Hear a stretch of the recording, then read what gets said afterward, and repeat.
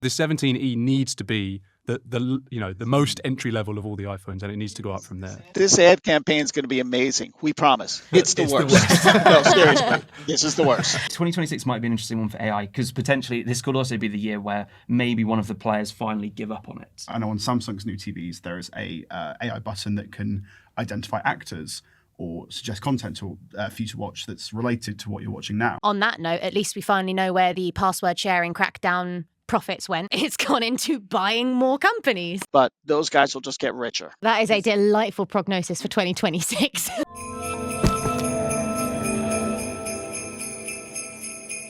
Welcome, everyone, to the 26th episode of the TechRadar podcast. My name is Josephine Watson, and I'm joined today, as always, by Hamish Hector. Hello! Lance Ulanoff. Hello. Axel Metz. Hello. And friend of the show, Lewis Empson. Hello. As 2025 hurtles towards the finish line, we're going to be looking ahead to next year, discussing the trending tech we expect to manifest or maybe crash and burn in 2026, aided by some interesting predictions from ChatGPT. So, will we see Siri 2.0 or an Apple foldable? Will Samsung finally release Bally? And can anyone invent a good-looking AR/XR headset, or shall we all just get used to looking like Iris Apfel? But first off, here's Hamish with a special edition of In Case You Missed It, recapping the highs and lows of 2025. Yes, 2026 is almost here, so let's quickly recap some of the biggest stories of the past 12 months. But first, we should check, is this thing on? Because that's what a lot of us have been left asking this year as outage after outage from the likes of Cloudflare, Amazon Web Services, Microsoft Azure, Google Cloud, and so many more have left the internet unusable for stretches of time,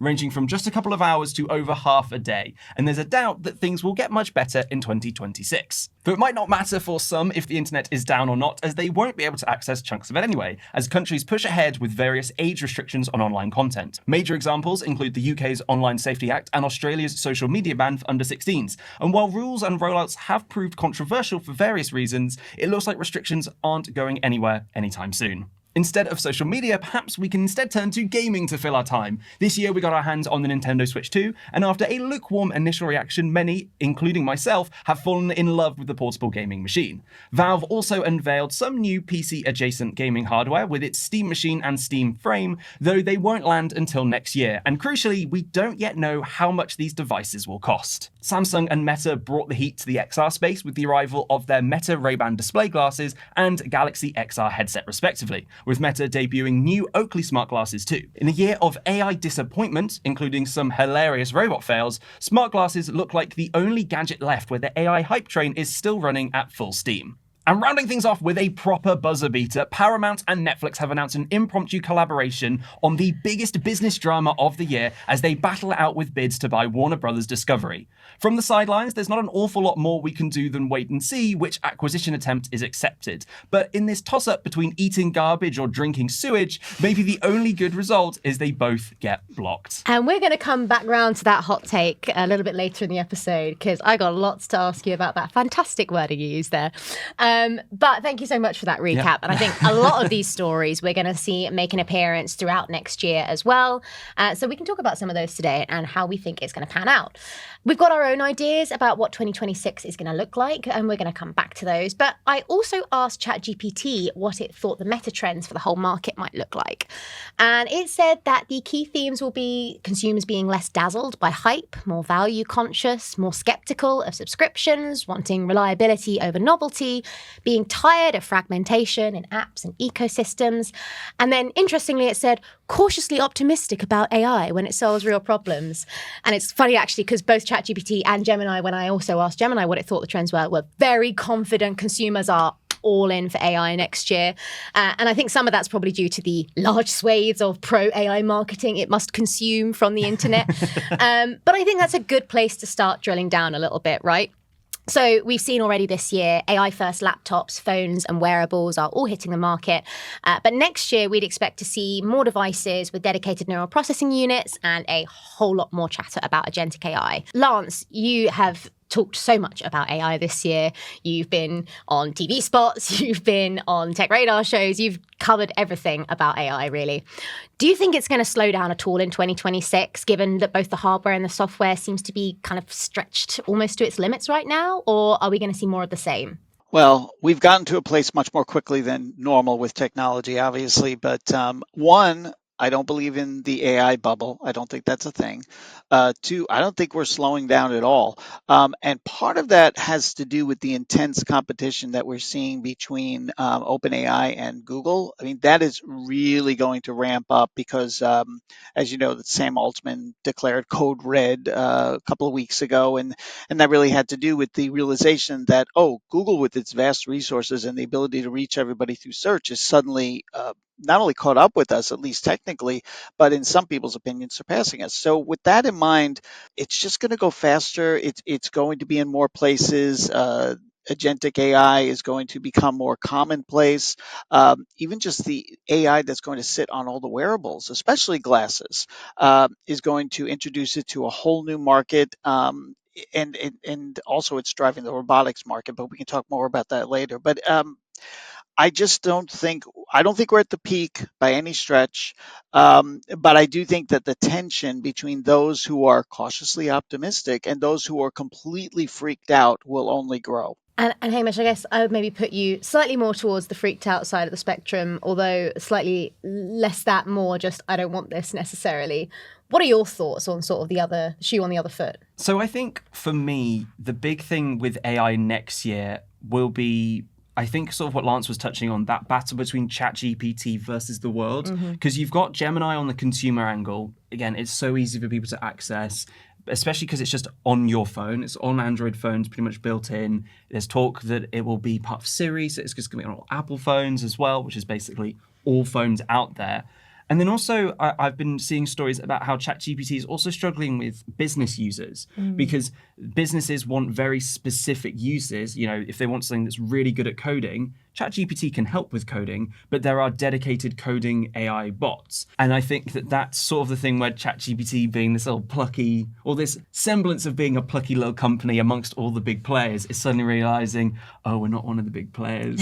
And that really doesn't help when data is so essential, when access to people is so essential. I mean, even Meta, to some extent, with their glasses, I never use the Meta AI for anything else, but when it's on your specs, it's pretty easy just to ask it. The fact that ChatGPT doesn't have any native hardware at the moment is a challenge for them, and obviously that's something they're hoping to rectify. Obviously, they've got various people in to try and help develop some ChatGPT hardware, but what's it going to be? Is it going to be something people want? Who knows? 2026 might be an interesting one for AI because potentially this could also be the year where maybe one of the players finally give up on it. Or maybe they'll do a Netflix and just buy each other endlessly until there's just one mega AI corp. Too many billions. Yeah, I was just going to say that Hamish made a really, really good point about ChatGPT versus Google in the business place because, as you know, a lot of people are using things like Google Docs and Sheets and all of that whole system, and of course Gmail,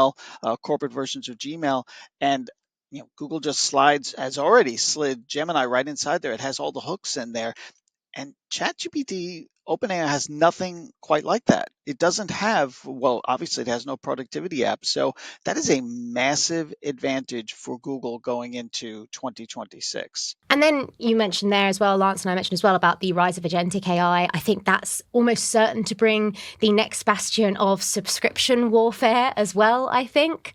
Looking forward to next year, we're already seeing Alexa Plus, Google for Home, as well as the main LLMs that are available as chat interfaces having subscription models. I think that's only going to continue next year. Oh, yeah. I mean, and I've written about this, I'm very frustrated by our subscription culture. You have to pay for anything that's good, and there's very little that's sort of given to you for free. And I guess that's fair if you want to say that pay people fairly for the work they're doing. But it has been a situation of things that we already had for free have then converted to either being paid for or they throw in ads, one or the other. And with Google, it's really interesting because the best stuff in Google Home that's kind of built around some of the AI smarts is behind a paywall. You really don't get very much of anything otherwise. It's kind of a dumb system. And similarly, you're going to be paying for the best parts of Alexa and Alexa Plus. So people are paying so many different subscription fees for so many different companies. There's no, and even when they try and bolt things together, like Apple does its Apple One and Google has its bundling, we're not all using, are using multiple systems. So that pain will continue next year. It will get worse, especially as people see others doing really cool things with AI platforms. Um, and I guess the question is, this is where companies that are really big, like Apple and Google, may have an advantage because they can just say, all right, you're an Apple One member, you get the base level of Siri Plus, which, by the way, has Gemini inside of it. And then that's a big win if that happens. Well, and also isn't a thing if you get a new Android phone, normally they come with sort of some level of subscription to a version of Gemini for sort of 6 months to a year, which again helps with making Gemini more popular than ChatGPT because you get access to a pretty good tier for no cost. I imagine, Axel, with all the phones you test, you've probably got, 100 years of ChatGPT of Gemini built up now? No, but yeah, you're right, though. And a lot of the phones, I mean, even there were some Honor phones last year that debuted with this feature where you could turn still images into kind of, motion animated images, whatever. You take a picture of a painting or a photo and it animates it for you. And that was like the core of the marketing campaign for that phone. And yeah, it was like a free trial Google feature that you then had to pay for after a certain amount of time. So I do think we are moving away from gimmickry, at least from the phone's point of view. They're sort of bedding in the AI. They've released what they've released.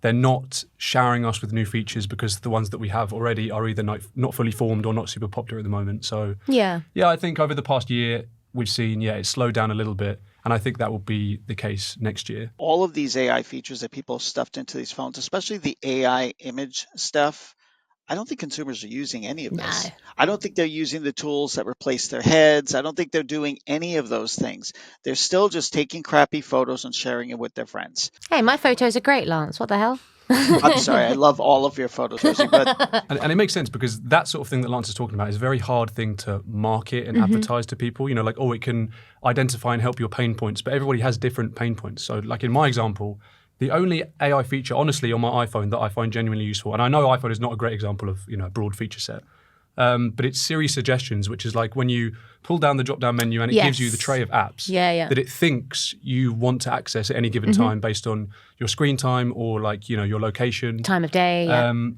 That feature has been around for like 4 or 5 years, and it's always used machine learning, and it's not even bundled as part of Apple Intelligence. It's not mentioned at all. But I've noticed that specifically has got much better. I'll go to the station after work today, pull it down, and it will give me my train app instantly. And that's like I'm saving seconds there.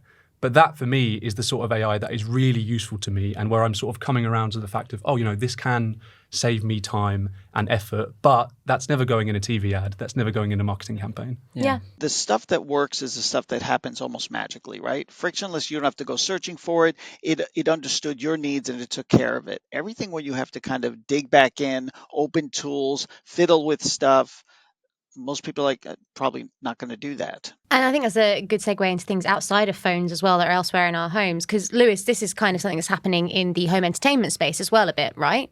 Yeah, absolutely. I think, much like, sorry to bring it back to phones, we're seeing AI attached to everything now. There's AI on the boxes of TVs, there's AI buttons on remotes. And I think there are sort of those two avenues, the frictionless one that Lance mentioned, and also the ones you have to dig out to interact with. So there's the sort of things running in the background, like AI picture processing now, which will sharpen things, sort of draw your attention to a focal point of an image. And then you have stuff like, I know on Samsung's new TVs, there is a AI button that can identify actors or suggest content for you to watch that's related to what you're watching now. So I think they're doing quite a good job of pointing that out to consumers because you have that physical button with something you interact with, not to dig out too far. But there's also that background process where things are just sort of working and AI is sort of underpinning a lot of the features you get on modern TVs now. And I feel like you've also got features coming up which have probably AI helping them, but aren't going to be like big, this is AI doing it in the same way that you think of AI. Like, I think some TVs can also do sound optimization now, so they can pick out, this is the voice, this is the background music. So if you're ever watching a show where you struggle to hear what people are saying, you can adjust the audio? Yeah, that's absolutely correct. You're seeing a lot of TVs that can identify, the important sounds. Yeah. So dialogue, sort of bigger sound effects that you want to hear. And, everyone's saying it these days, mixing in movies and TV shows, audio mixing is quite tricky to pick out the important things. And you want to hear the dialogue over anything else. So the way they can separate the dialogue and push it forward is getting quite impressive and quite natural, all things considered. Which is great for me because anytime I hear like a slightly muddied movie soundtrack, subtitles going on straight And away. I hate subtitles. Oh, but I am such a I've had it with subtitle couple of watcher. movies. I've had it with just a couple of movies recently where I go, I cannot tell what the heck they're saying, and so I'll just put on the subtitles. It's such an awful experience. Well, the thing is, it takes you out of the experience, doesn't it? Yes. And if you're constantly rewinding, you just want that sort of natural flow of watching whatever you're watching. So having that sort of AI implementation where it can intelligently go, okay, this is the important thing. Here's what you need to hear. It is useful. I mean, if you're a purist and you don't like, you want that director's intention stuff, it might not be for you, but for Probably go see it in cinemas then. No, exactly. I do wonder if 4 years ago AI would have helped me understand you people. When I first started at TechRadar, I used to run captions below Zoom meetings because I had no idea what anyone was saying. Excellent. Streaming is another area where we're seeing a lot of AI features get added in. And sometimes they're trying to do it in subtle ways that don't always play out. A particular example I saw recently that stood out to me was Amazon pulling back on its AI dubbing of a very, very popular, much awaited banana fish dub on Amazon Prime. And it was pulled in like 2 days, I think, because the timing of it was dreadful. Nothing lined up. There's one part where one of the characters says something very emotional, like, let me die. And it's just said, let me die. And that can be the emotion in some moments, but I don't think it's what the original creators were going for. So how does this AI work? Is it basically taking the original Japanese voice actors and having their voice translated into speaking AI, or was it completely, or is it just, was it gone so quickly that you didn't even get a chance to really watch it? It was gone so quick. By the time I found the story and shared it with our entertainment editor, Amelia, it was gone. I feel like anime has sort of struggled for a while to get English voice actors to be able to sort of translate sort of the emotion that's given, because sometimes definitely like Japanese is such a different language to English. I mean, that you the even saw it in emotion- Squid Game. Yeah, the emotion doesn't really translate properly sometimes. But I feel like more recent iterations of anime have kind of got a handle of that. They sometimes also lean into the cheesiness of it. Just in time for AI to come in and ruin it. But if it's hard for human actors to interpret it, how the hell is an AI going to do it better? And it's that sort of very, what now feels like a very sort of like 90s noughties coded thing where like the movements of the mouth don't match up at all with the dub. And like we've done really well, I think, to progress anime to a point where like if you watch a good dub, it lines up well. But there's loads of other areas where AI is coming into streamers that's slightly less, I guess you could call it offensive, towards the viewer, which is in things like summaries of shows and stuff, right? Yeah, for sure. I know that Gemini is being integrated with Google TV. There's sort of parts of it already there. And there are these sort of little captions that will give you a one-sentence summary of a show. I believe this might already be integrated, but if not, it's coming. If, say, you've got a 10-season TV show and the last season was last year and you can't remember what you watched, AI will summarize the last season to catch you up, so you don't have to watch that last season on intro. I also love the sort of content categories they give you. My favorite one, and this is honest truth, I was looking at The Incredible Hulk on Google TV, and one of the content markers was incredible, and I was like, "Yeah, that checks out." Incredible shows. Yeah. So it's not flawless yet, but there's sort of signs, with their Google TV sort of having that natural Google link with Gemini. What I've heard some complaints about AI summaries in that they spoil the plot. Yes. I think that they for whatever reason they haven't been trained to understand not to give it away. They're aiming for, the AI seems to aim for completeness. So there's tremendous frustration if you happen to read and you're like, oh, well, I guess I know that character's going to die. Okay, that's good. There's another podcast I listened to called The Rest is Entertainment, and they were actually talking about nice. like summaries and stuff recently on one of their episodes, and they were sort of saying that it can be kind of an art for different styles of show, particularly say something like a mystery series, because if you're sort of trying to recap on something that's happened in a previous season or a previous episode, you might just call out this like this scene that doesn't seem like anything interesting happens, but you need to remind people that this scene happened because there will be some little tidbit of information, the can of soda that's on the table, or the fact that there was a bouquet of flowers there that you didn't think of anything of. And I think that AI's probably going to find some of those sorts of things difficult to do where, this scene doesn't seem useful, so get rid of it. And but other things as well. And there also, I guess, we kind of need all these summaries because shows take so long to come out.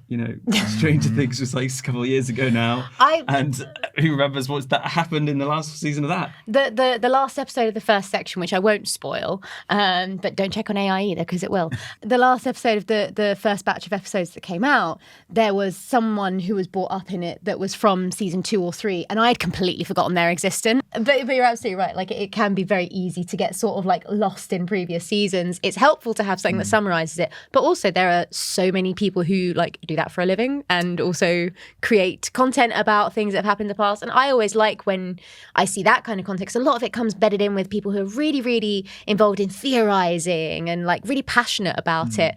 I would much rather hear their summary of something than a very sort of like, in this episode, this happens. Yeah, like sort of generic. It's not enriched by any passion. At that moment, when not to spoil anything, because I watched that episode as well, I would have liked to have paused and used AI to do. There used to be this show called Pop-Up Video, and like a pop-up next to this person, and quickly told you exactly who they were, what was the relationship, why they're important, it just, and then it went away, and you can continue on because I was lost. We're going to move on to talk about a different area now, which is more to do with the phone space. So we're expecting a decent amount of disruption in market next year.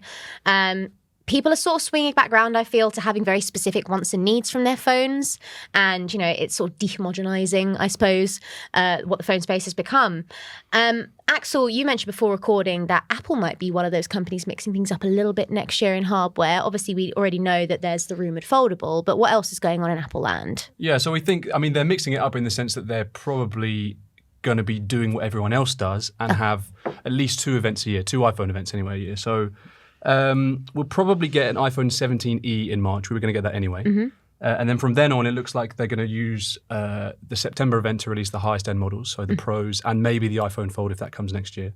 And then the base models, so your iPhone 18, will come in spring next year alongside the iPhone 18e. So by the end of next year, you'll have March, April for base models and September for premium models, whatever that looks like next year. So Pros September this year, and then next year in April we'll get iPhone 18 regular in 2027. Yeah. Okay. And then September 27 we'll get iPhone 19 Pro. Gotcha. You know what I mean? Next year was confusing me. Yeah, I was going to say, they're releasing the iPhone 18 like 6 months after the 17. So in the same calendar year, in the same calendar year, you won't get the same number of iPhones, which is, that is confusing actually. Right. That seems That like is such big. a strategy. But it makes some sense, right? I mean, makes sense at least if Apple wants to spread the revenue across the year.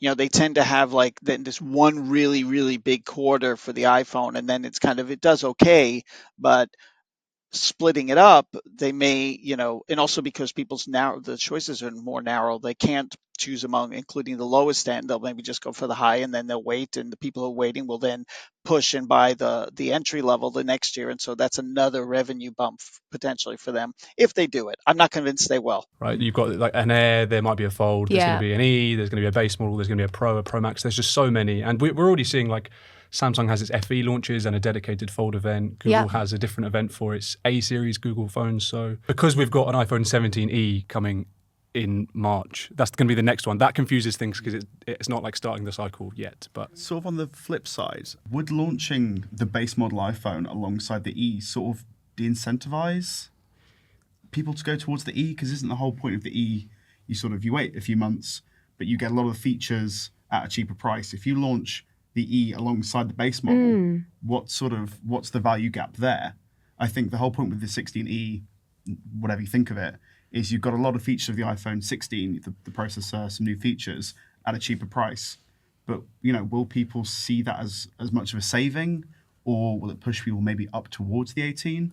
I think it's an interesting way of launching the E alongside the other phones. Yeah, I think you're right that Apple does need to do a better job, at least when it releases the 17e, of making that objectively the worst iPhone, the entry-level iPhone. I mean, it is in many respects, but it has some things that What do you mean? Because it came out alongside the 15, and the 15, which you could still buy at the time, was a better phone in a lot of respects, so it just didn't make sense. So the 17e needs to be the the most entry level of all the iPhones, and it needs to. This ad campaign is going to be amazing. We promise. It's the worst. No, seriously, this is the worst. And then elsewhere in the phones market, we also have the long-awaited Trifold, now confirmed by Samsung.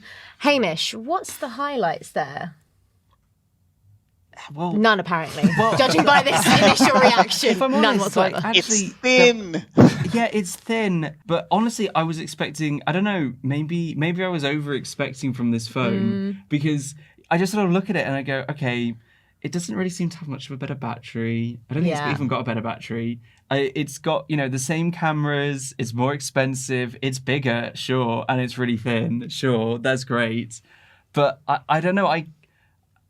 For example, we've seen phones now come out with sort of 7,000 milliamp hour batteries. And I'd sort of think like, okay, if you've got this extra screen panel, maybe you could fit in, maybe not 7,000, but, definitely 6,000 something, because I'd say the 7 Fold that I've got here, the battery life is probably the biggest problem I've had with it. It does, I don't know, I found that my experience with the battery is worse than the 6. Yeah. Even though it's meant to be better, but I don't really know. I don't know what's gone on here. So I think the battery was a big thing I'd want to have seen changed, and that hasn't really been touched. And so, yeah, it just feels kind of underwhelming, if I'm honest. But I think that to a certain extent, I don't think I also think it sort of met expectations in terms of what probably we realistically would get, which is it's this but an extra panel. Yeah. And maybe that's what we're just going to have at first. Yeah, I think they need to market that, and anyone else who releases a Trifold needs to market it as a mini tablet rather than a foldable phone. I mean, it's barely a mini tablet, right? It's going to open it to 10 inches. Yeah. Right? That's a full size. Remember, the original iPad was 9.7 inches. This is a full size tablet in your pocket. And one other point, because Hamish was talking about the battery life, so it's 3.9 millimeters thick or thin. That is thinner. That's thinner than this, right? That's thinner than this. So that means that, the reason they ended up with, it's like a 56 milliamp hour battery, something, a 5600 milliamp hour battery, is that there's a limit to, right? You're balancing thinness with how much battery. The fact that they got that much battery in these 3 panels across here is a big deal. But generally, this is going to be a very narrowly focused product, right? I don't think a lot of people are going to buy this because not a lot of people. I mean, if you want a foldable, this is your ultimate. This is it, right? Totally. The Galaxy 7 Fold is the best foldable out there because not only because it unfolds into the 8-inch tablet, but because it's the size of a regular phone when you fold it up. No matter what you do with this Trifold, it is thicker than this phone, and then most of your phones. It's like 12.1 or something like that millimeters thick, and that's a reality because you've got 3 panels. But once again, Samsung racing ahead of Apple, which still has no answer. The thing we're talking about here in terms of like utility being the most important thing, and we're talking about it being a mini tablet, and yet it once again doesn't have S Pen support.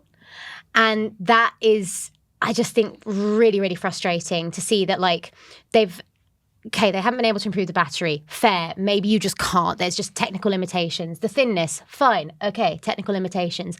But I feel like the window they've had from the Fold 7 to the Trifold, and the amount of people that were saying like, well, you've just taken away a big reason for wanting to have a slightly bigger screen. Yeah. I would have hoped they would have put a little bit more time and energy into sorting that. I know there was rumors of like a new form of S Pen at some point last year, of like a more digitized S Pen. But if it's not there at launch, I think that's going to massively impact sales. They can't fit that, right? They can't fit the digitizing layer. They can't. It's too thin. Because I think that obviously the sort of the smaller tablet of this when it's fully open, I personally can sort of forgive you not having an S Pen or a stylus of any kind. And I think, but when you do go up to that larger screen size, that is a little bit more of a proper drawing pad. I can definitely see it being, as you're sort of saying, a foldable tablet rather than a foldable phone at that point. And that does sort of feel more essential to have a stylus. Again, where would you fit it in? You'd almost have to bung it into a case, which again just makes the whole thing thicker. And that then comes down to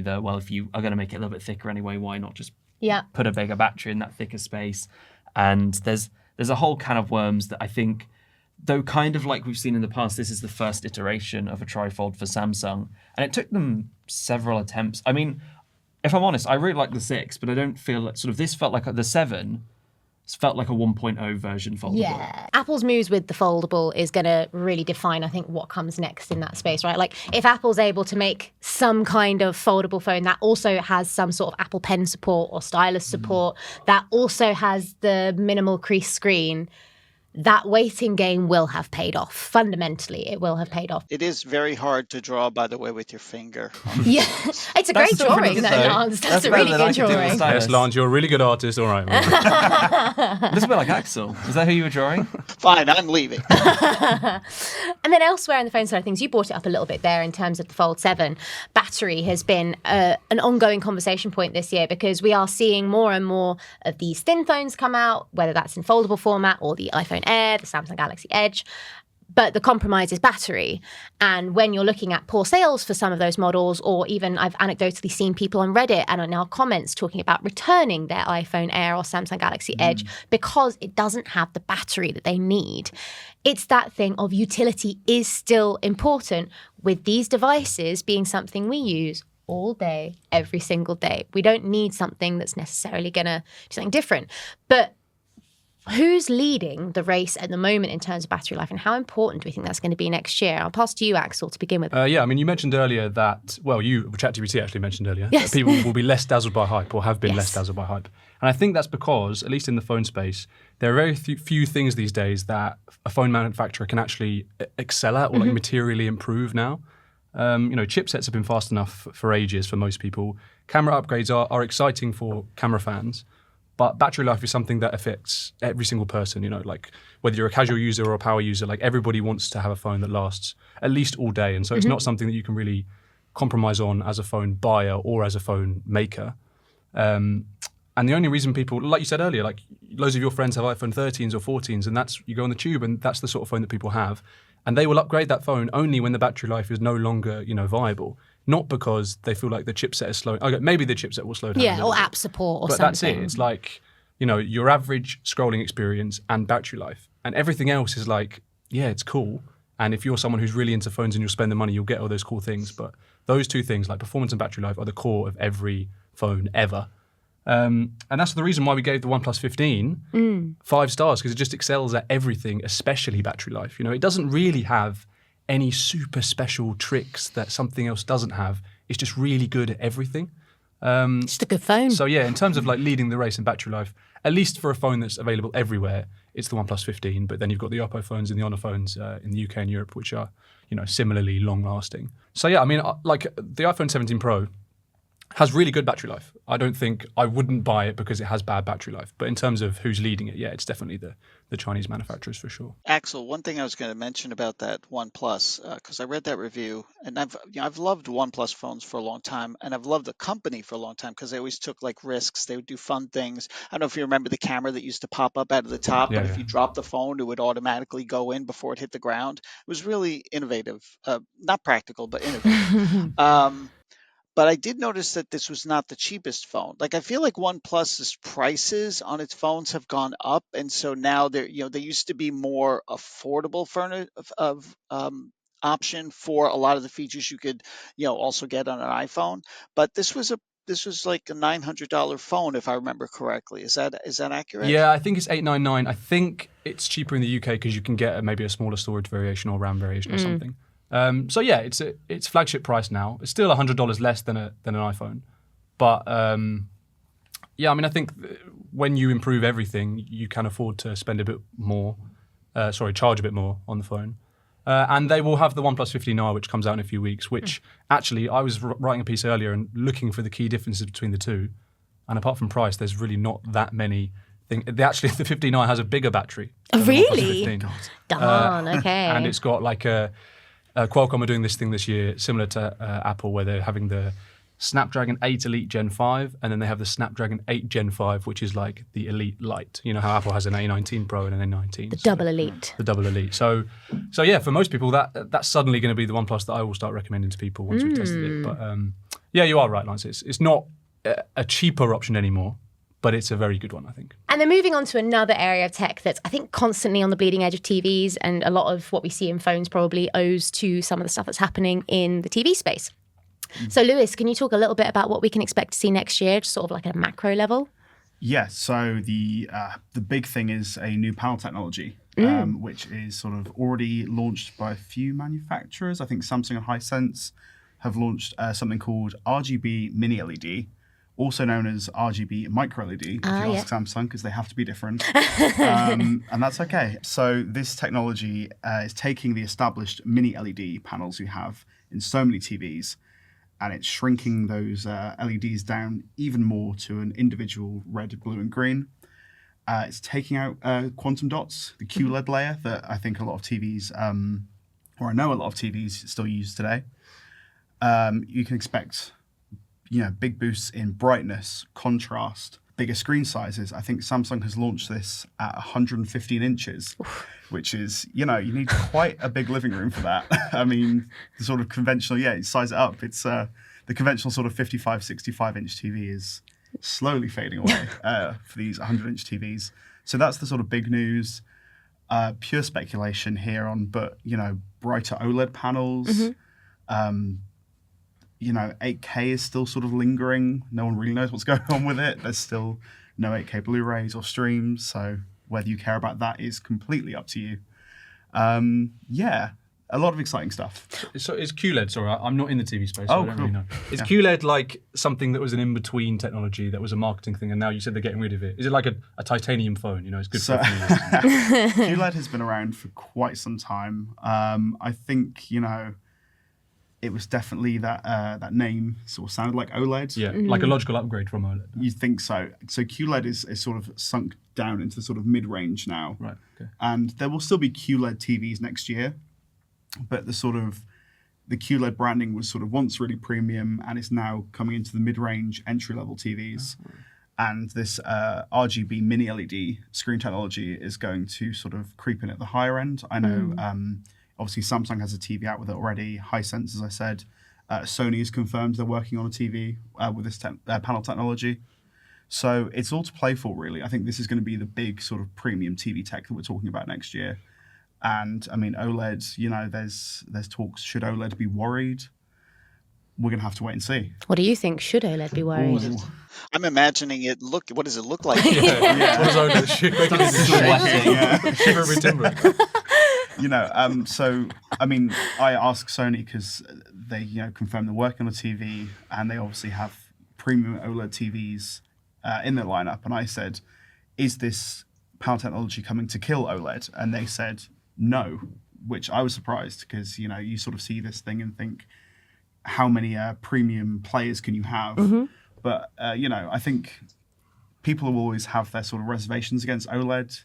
Everyone's heard of burn-in, and there's the brightness issue. So it's sort of an alternative, I think, rather than a sort of straight competitor. Well, also, I feel like OLED's sort of killing itself to some extent, because I've talked about it on the podcast as well previously, where OLED panels have been around for quite a long time now, and they haven't come down in price. Yeah. So, they are still very expensive.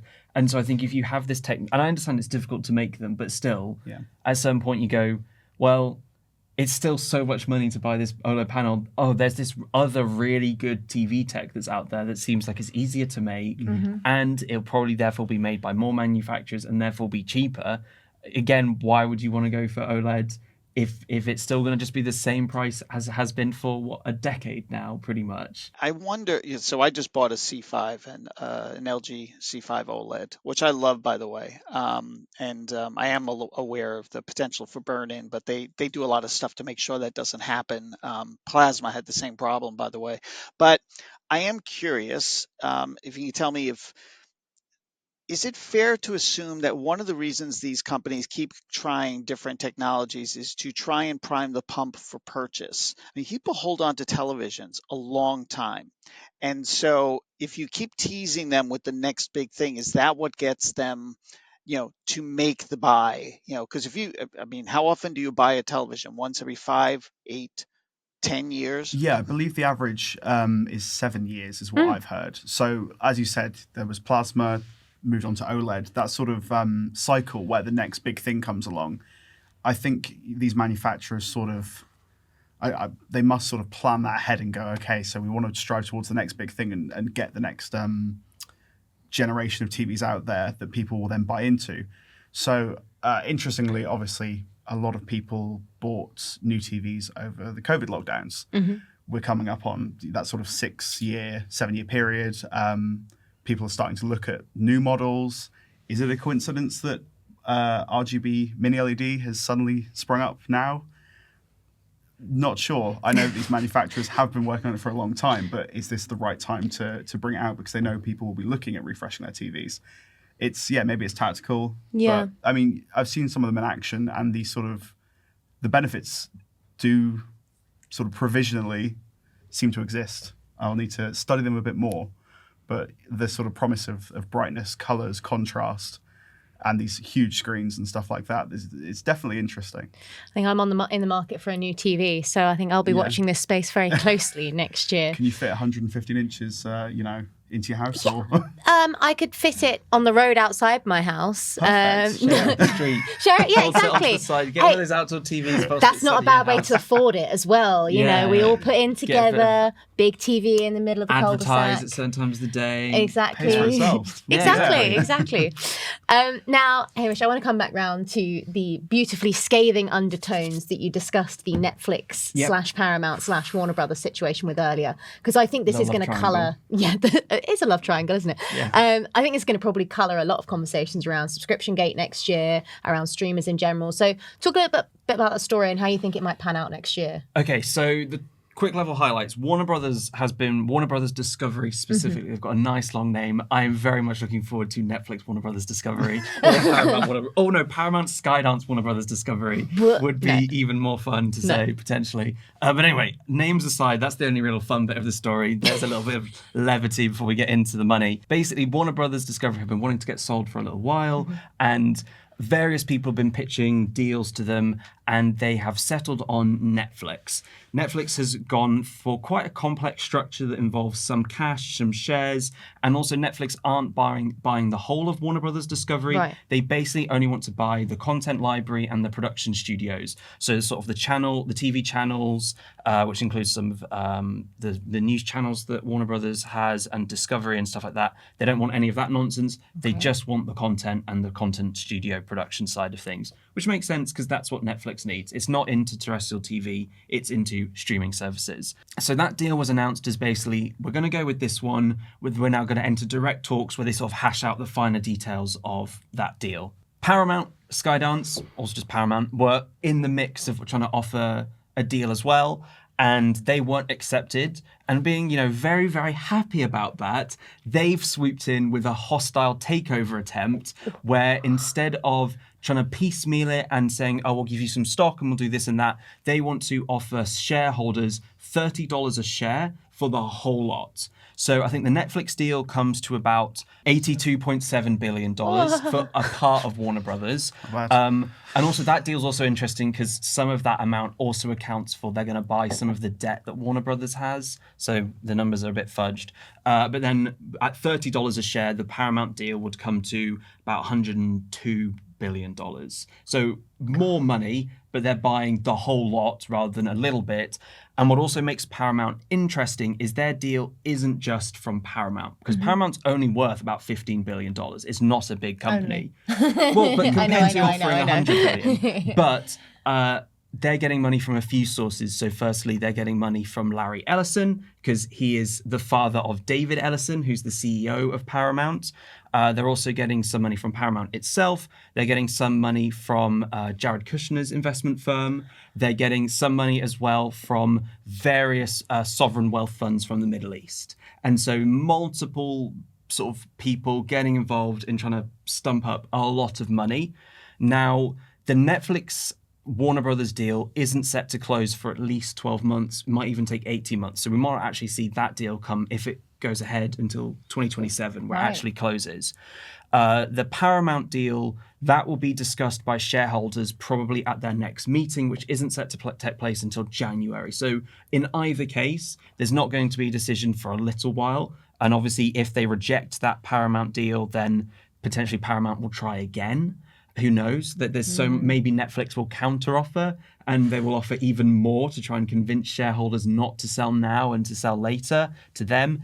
It's a very, very messy situation. And that's before we even get into the part that we will actually care about, which is the ramifications of what happens if this sells.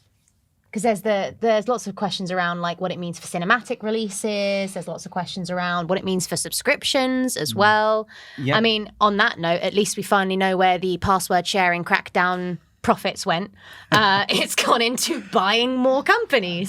But there's so much unknown. I mean, do we have any picture of how this would look if Netflix in particular bought it? Because that feels to me like the biggest departure from... Yeah, well, they've talked a little bit about it. Let's rename HBO Max again. Well, that's a funny one. So I'll come to HBO Max in a second.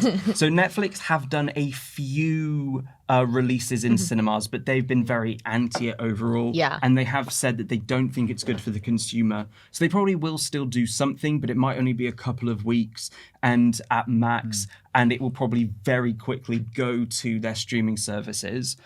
Interestingly, David Zaslav, who's the current CEO of Warner Brothers Discovery, did say in an internal town hall that was leaked, and I think Business Insider shared some information about it. He said HBO Max will stay, though I would take what he says with a pinch of salt, because in 12 to 18 months, if Netflix buys it, he won't be in charge of making that decision. Yeah. So he can promise HBO Max will stay to a certain extent, but it won't be on him to deliver that promise. But equally, there are some reasons it could stay. For one, streaming services kind of like it when people subscribe and forget. So if HBO Max is deleted and suddenly you don't have a subscription, there will be some people that won't resubscribe to Netflix. Also, if Netflix suddenly has all of this content on one platform, you know, their premium subscription will go up. It's already quite a lot of money. It will, I think it's at $22 for their premium subscription a month in the US. Around that, yeah. It will probably go up to well over 30.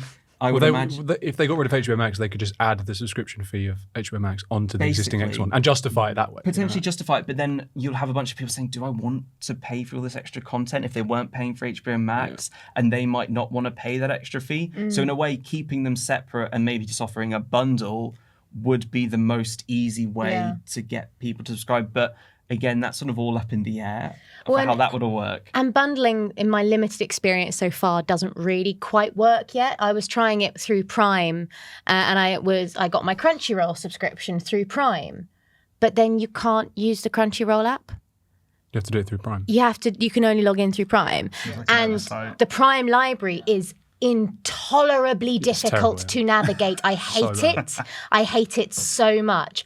And Netflix's interface has historically been a little bit better in general, but it's so overloaded now. Like, I find it so hard to find things on Netflix. It used to feel like a very curated platform where, like, maybe there wasn't so much, but there was enough good content and it was easy to go through. I am lost in miles and miles and miles of things. All I'm going to say about this is, in general, it is not going to be good news for us. Like, consolidation is not helping us, and these bundles have, so during Black Friday there were all these deals, but it turned out that, like, the deals that would pair up certain services, if you were sort of asynchronous, if that you were signed up for one service that was continuing on for a couple of months and one other you could end immediately, you couldn't instantly bundle them together because the one was still continuing, so that you couldn't capture the deal. I'm literally sitting in the middle of that right now, where I've discontinued one and I have to now sign up again because I couldn't sign up for a decent bundle. Meanwhile, I have a so-called bundle with Sling TV that has a lot of stuff but doesn't have all the stuff I need. So also I have Netflix, also I have HBO Max, also I have Apple TV. It is a literal nightmare at this moment. And It's worse than cable TV was. well, the thing is, it is cable TV because, as I said earlier, if you recall, when you signed up for Amazon Prime and you got Amazon Video, Prime Video, remember there were no commercials. And then I'm still paying the same exact amount, and now I have commercials. And they're just like, yeah, so what? Like, what do you mean, so what? You gave me the service and you said I'm right.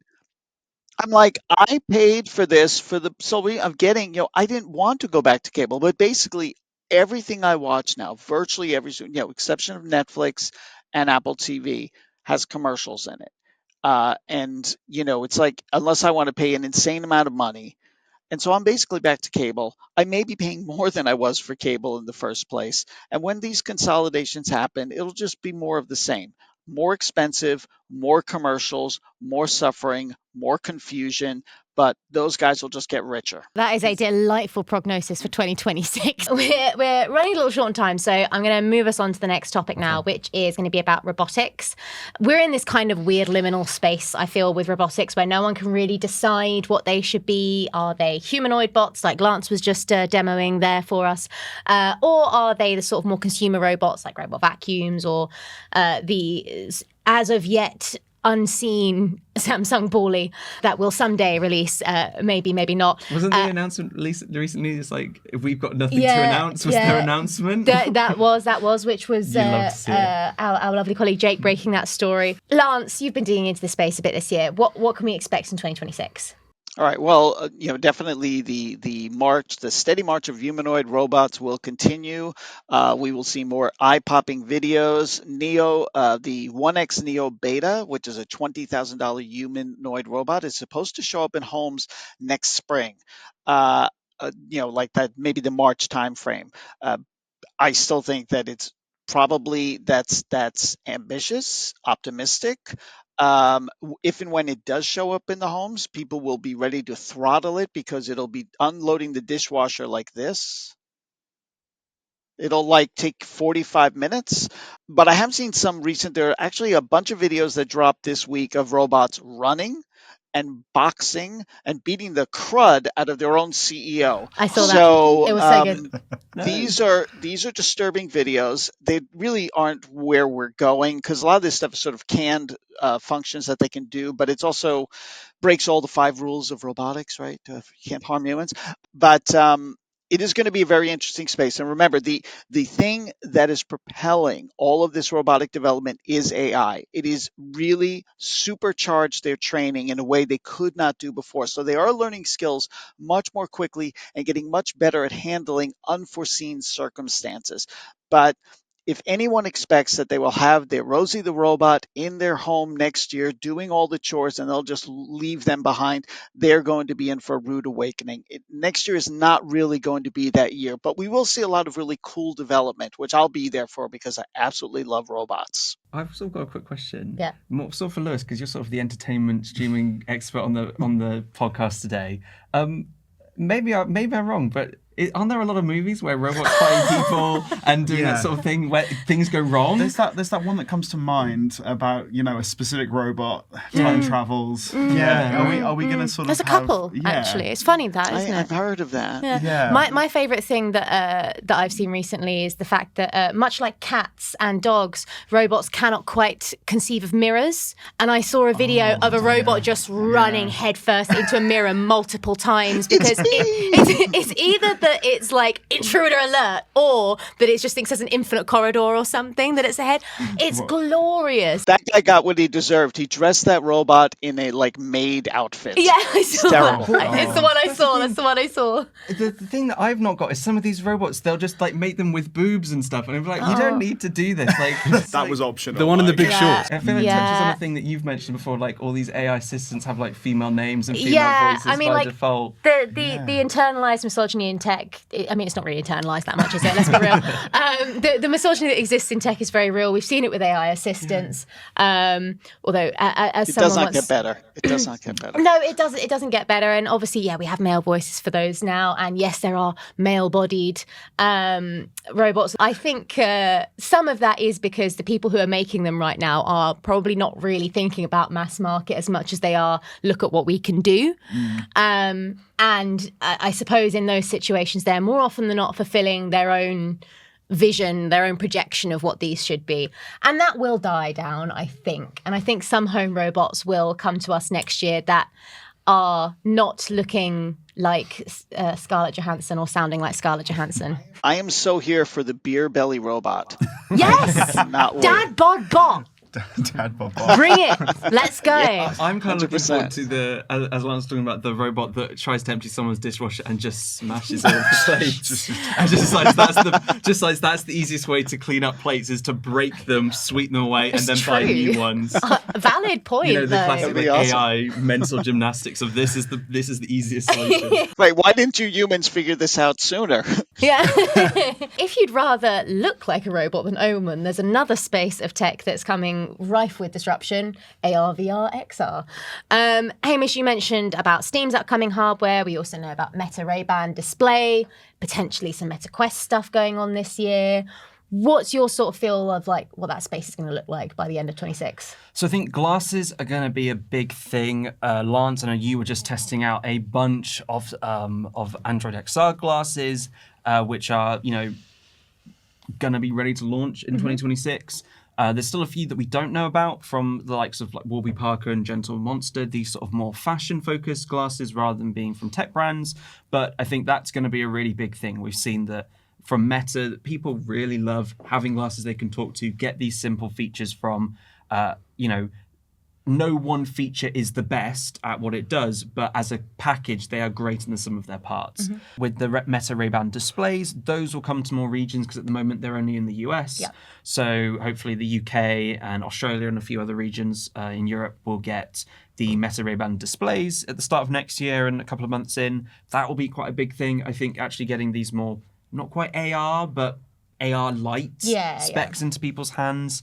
Snapchat have talked about doing some kind of AR glasses that will be consumer friendly next year. And I think that kind of stuff will be another elevation.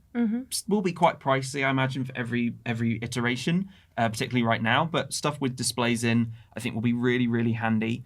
And then on the headset side of things, there have been reports recently that the Quest, or the Meta headset, because there's even questions whether it will be called Quest, the next iteration, might not land in 2026. It might be pushed to 2027. I think headsets are in this kind of weird space where people aren't 100% sure what they should or shouldn't do. Yeah. I've sort of talked about how I think the Steam frame has the design that people will really want, but I don't think Valve has an interest in anything that's not gaming. Yeah. But if they did, I think that so many things that the Steam frame does, particularly the fact you can detach the display and you could potentially just wear it as like really light frame goggles that you can just plug into your PC for, the Apple Vision experience without the weight of the Apple Vision Pro. I think that's something that people would want, but yeah, I don't think Valve will deliver on that. But maybe some other brand like Meta will come in with that, because I think that seems to be a way that people are thinking about doing high-end VR, but I don't know. I'm still really excited about VR, but it doesn't seem like the industry is super into it anymore. And so maybe it's just going to be that thing that sits around for a bit until maybe a few years' time, someone else has cracked it, and there'll be another big surge for a couple of years. And maybe that's that ebb and flow we get with XR. It's VR, that is AR, and it's back and forth. I think the industry's recognized that scalability for revenue, for sales, is on glasses and AR and not VR. VR will always tend to be, it'll be gaming, it'll be niche, it'll be enterprise, mixed reality. But for lightweight, always on your face AI and integration, visuals with your real world, that's glasses, and they have to look good. And I think when every company I've talked to has recognized that and recognized the fashion needs, even the stuff that I saw from Android, from Google Android XR, those are prototypes, and they talked a lot about what really matters is what's coming from Warby Parker, what's coming from Gentle Monster, and how people will eventually be able to walk into like Vision People or one of these places and say, which glasses do you want? Do you have regular or do you want smart? Like, so it will be accessible to everybody, and that's big sales. Where with VR, you're basically cutting yourself off from the world to have a very specific experience. I mean, I'd be interested, if either of you guys used much in the sort of VR, AR, XR space? Neither? Not really, no. I think I've used, I think it was the first gen Meta Quest, Oculus Quest back then, I think it was, yeah. Mostly for gaming. I think that's still one of the big things for VR. I know with the sort of like the Apple Vision Pro and a lot of AR headsets, the Meta Quest 3, there's that entertainment angle where you can have a 100-inch screen in front of you and not need space for 100-inch screens, which I think is a really interesting way of looking at it. They always seem to show that on a plane or in an airport. I can't imagine putting a headset on a plane, but I've done it. Yeah, how was that? Yeah, Hamish has done it. I think you use your Vision Pro on a plane every so often, don't you, Lance? I have. I've done it once, and then I was like, this was a little weird. I didn't mind it. I think the main problem for some of this stuff is just there's not a lot of entertainment content to consume on it. Apple is better because it's had deals with Disney, but on the Meta Quest side of things, Meta just haven't had that deal, particularly to download. Even now, like Netflix you can only use it in browser. So you can't download content to stream. And so you have to find movies to download. And, there are not easy ways to find downloadable versions of movies. And there aren't ways to find 3D movies that are above board. So I won't say more on the podcast. But that's the truth. Like I've spoken to multiple people in the industry who I won't name, but people who work at these big XR companies that have said they all know that if you want a 3D movie on glasses, headset, ignoring the Vision Pro because it's got 3D movies through Disney, there's no legal way to do it easily. The most convenient way to do it is to pirate, and that is an absurd situation to be in. Yeah.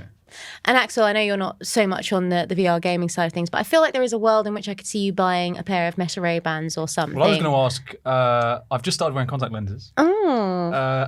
When displays come to contact lenses. Sorry, I was just about to go, how many fingers am I holding up? No, I was going to ask, Hamish, how far away do you think we are from that? Like, if the glasses situation feels like it's ramping up, like in the next couple of years, might we have a little, screen on my contact lens? How would you do the battery? You'd have wires coming out of your eye. Ooh. Would you want that? Well, wireless charging is actually something that a lot of people have been predicting more of, even in the TV space next year, because we're seeing TV units come out that don't have power supply. Like a Neuralink as well. Neuralink, no, let's not. There is a company, and I wish I could remember the name. They just told me they are sending their smart contact lenses into space to test when they're not. Now the astronauts are not wearing them. They're simply sending them up there to see how they handle the zero gravity situation. But I've never, these things. These are like the unicorn of visual technology, because I've never seen them actually working. No one I've ever met has ever been wearing these things. They've been trying to market them for years, but I think the limitations you guys mentioned are very real. Power in particular, enough power to keep them running while they're on your eye without actually being connected to anything.